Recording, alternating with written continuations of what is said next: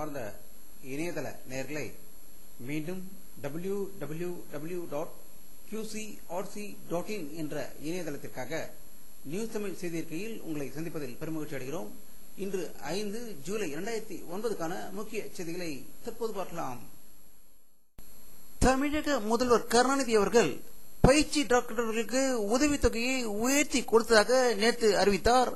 அதை ஏற்றுக்கொள்ளாத டாக்டர்கள் தொடர்ந்து ஆர்ப்பாட்டத்தில் ஈடுபட்டு வரும் நிலையில் நாளை அவர்களுடன் இணைந்து நிரந்தர டாக்டர்களும் போராட்டத்தில் ஒரு நாள் குதிக்க இருப்பதாக தகவல்கள் வெளிவந்து கொண்டிருக்கிறது.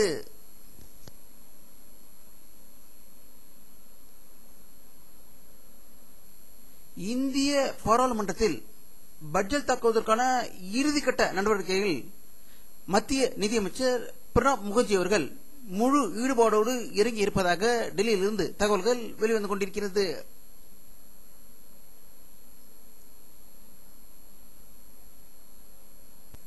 பாரதிய ஜனதா கட்சி தலைவர் திரு லால்கிருஷ்ண அத்வானி அவர்கள் வெளியிட்டுள்ள ஒரு செய்தி அறிக்கையில் ஓட்டு எந்திரங்களில் தில்லுமுள்ளு செய்வதற்கு வாய்ப்புகள் அதிகம் இருக்கிறது என்றும் இதில் முறைகேடு செய்ய முடியாது என்று தேர்தல் கமிஷனால் நிரூபிக்கவில்லை என்றும் ஆகையால் இனி ஓட்டு சீட்டு முறையை திரும்ப கொண்டு வர வேண்டும் என்று வலியுறுத்தியிருப்பதாக தகவல்கள் வெளிவந்து கொண்டிருக்கிறது.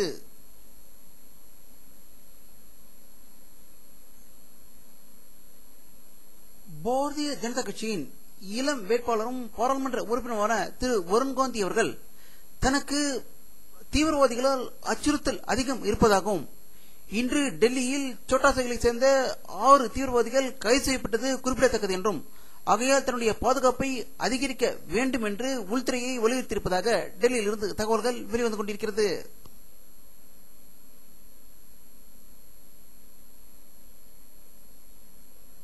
மேற்கு வங்க மாநிலத்தில் மாவோயிஸ்டுகள் மற்றும் நக்சலைட்டுகளை ஒடுக்குவதற்காக இந்திய துணை ராணுவத்தினர் தொடர்ந்து போராடிக் கொண்டு வருவதாகவும் அதில் ஏற்படும் சேதங்கள் பற்றி உடனுக்குடன் தகவல்கள் வெளிவரவில்லை என்று செய்திகள் வெளிவந்து கொண்டிருக்கிறது.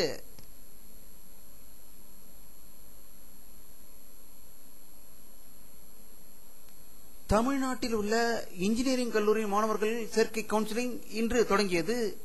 இதற்கு முதல் 10 இடங்களை பிடித்த விளையாட்டு வீரர்களுக்கு அண்ணா பல்கலைக்கழக துணைவேந்தர் மன்னர் ஜவஹர் அவர்கள் அட்மிஷன் சான்றிதழை வழங்கியதாக சென்னையிலிருந்து தகவல்கள் வெளிவந்து கொண்டிருக்கிறது.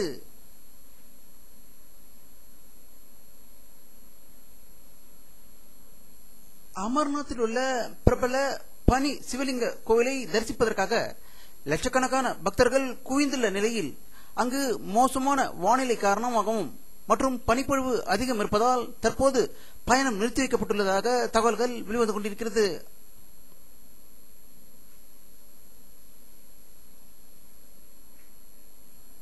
பாகிஸ்தான் நாட்டில் பாதுகாப்பு படையினருக்கும் தாலிபான்களுக்கும் நடந்த மாபெரும் சண்டையில் 26 பாதுகாப்பு படையினர் கொல்லப்பட்டதாகவும் 5க்கும் மேற்பட்ட பொதுமக்கள் உயிர் இழந்ததாக இஸ்லாமாபாத்திலிருந்து தகவல்கள் வெளிவந்து கொண்டிருக்கிறது.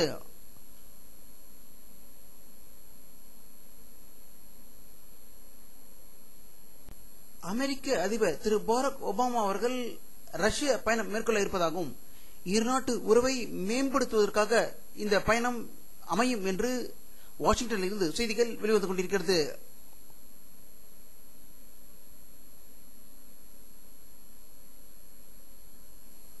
ஆப்கானிஸ்தானில் ஐக்கிய நாடுகள் சபைக்காக 16 பேர் வேலை செய்து கொண்டிருந்த போது அந்த 16 பேரை தாலிபான்கள் கடத்தி சென்று விட்டதாக அந்நாட்டு போலீஸ் செய்தி வெளியிட்டிருப்பதாக காபூலில் இருந்து தகவல்கள் வெளிவந்து கொண்டிருக்கிறது.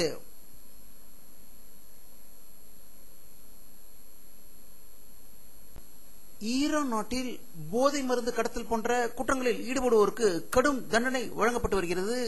இதையடுத்து கடந்த 5 ஆண்டுகளாக போதை மருந்து கடத்தல் கைதான 20 பேருக்கு மரண தண்டனை விதிக்கப்பட்டு தூக்கிலிடப்பட்டதாக டெஹ்ரானில் இருந்து செய்திகள் வந்து கொண்டிருக்கிறது.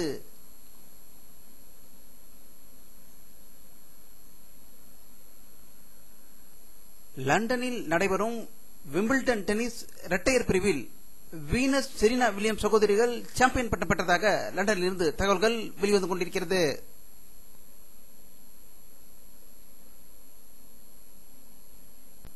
வானிலை அறிக்கை 5 ஜூலை 2009 பிற்பகல் 2 மணியில் எடுக்கப்பட்ட சேட்டலைட் புகைப்படத்தை தற்போது பார்த்துக் கொண்டிருக்கிறீர்கள். தமிழகத்தில் மேகமூட்டங்கள் அதிகம் காணப்படுகின்றன. ஆனால் அரபிக்கடலில் அதிக மேகங்கள் கேரளாவை நோக்கி வருவதால் அவை கேரளாவில் மழை பெய்வதற்கான வாய்ப்புகள் அதிகம் இருக்கின்றோம். அந்த மேகங்கள் தமிழகத்துக்கு வருவதால் மழை பெய்வது அதிகமாக காணப்படுவது இல்லையே என்று நேற்று படத்தில் பார்த்தபோது தெரிகிறது. இன்றும் அதே நிலைதான். கேரளாவில் மேகமூட்டங்கள் இருக்கின்றன, தமிழகத்தில் லேசாக மேகமூட்டங்கள் தெரிகிறது. அது மழை பெய்யுமா என்பது அடுத்த சில மணி நேரத்தில் தெரியும்.